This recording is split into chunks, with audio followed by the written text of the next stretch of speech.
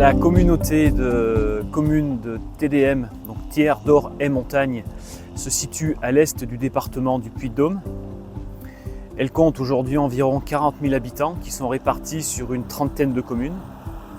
Le territoire a été façonné par les monts du Forez et par des petites rivières qui se jettent dans nos lacs et qui se jettent enfin dans la rivière Dore. Thiers, Dore et Montagne a été retenu pour l'appel à projet Territoire de lac du Massif central et travaille en ce sens pour le développement du touristique, le durable pour ces trois bases de loisirs que sont le lac d'Aubusson d'Auvergne, Illoa, les rives de Thiers et le lac de Saint-Rémy-sur-du-Rolle. Donc cette ambition est portée par la communauté de communes pour la préservation des milieux naturels et des milieux aquatiques et elle est portée en lien étroit avec les collectivités et les acteurs économiques du territoire.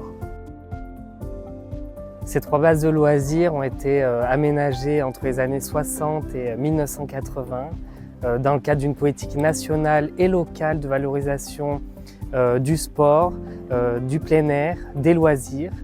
Le lac d'Aubusson a été créé avec un barrage artificiel, donc c'est un lac de moyenne montagne entouré de forêts qui offre un cadre verdoyant à la baignade et aux loisirs. Le second, le lac de Saint-Rémy, qui est également un lac barrage, sur lequel s'est développé un ensemble d'activités de loisirs nautiques qui est plutôt dans un contexte urbain, en ville. Et la plus récente, Illoa, les rives de Thiers, qui est étalée dans la plaine alluviale de la Dore, en bordure de la rivière. C'est constitué autour de cette sablière un ensemble d'activités de loisirs nautiques, pédestres et de plein air, dont fait partie le centre aquatique de Thiers, Dore et Montagne, que vous pouvez voir derrière moi. Ces trois bases de loisirs ont des atouts comparables, des activités similaires et très différentes. On a parlé d'Aubusson, moyenne montagne, Saint-Rémy plutôt au contexte urbain et Illoa plutôt en contexte de plaine.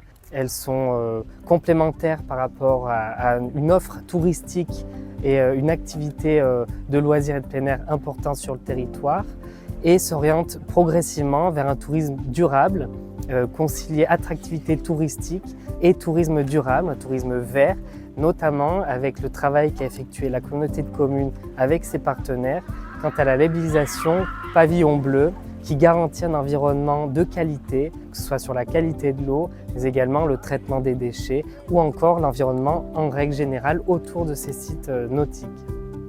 Les lacs sont particulièrement impactés par les changements climatiques et c'est d'autant plus visible ces dernières années.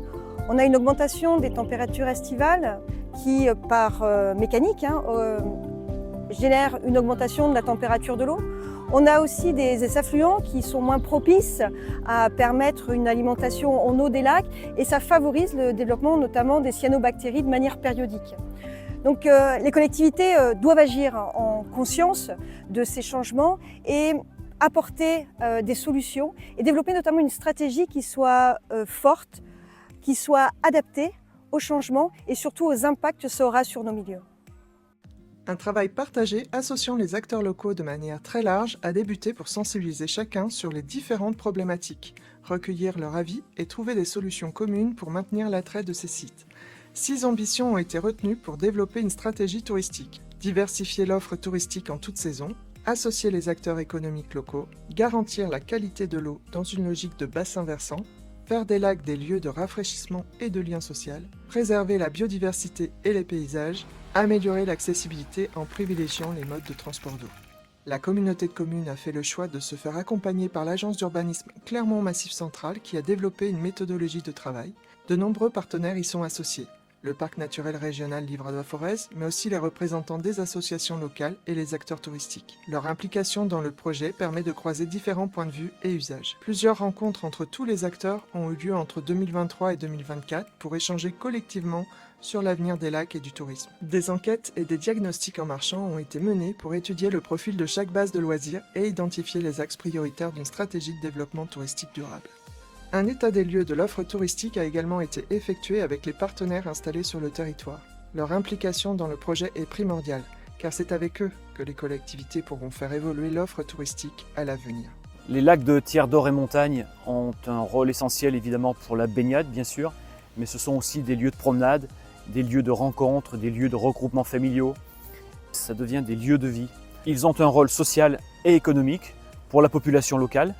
Ils ont également un rôle environnemental fort. Les collectivités agissent pour repenser l'usage de nos lacs en vue du changement climatique, en initiant de nouvelles pratiques plus respectueuses de l'environnement et du vivant.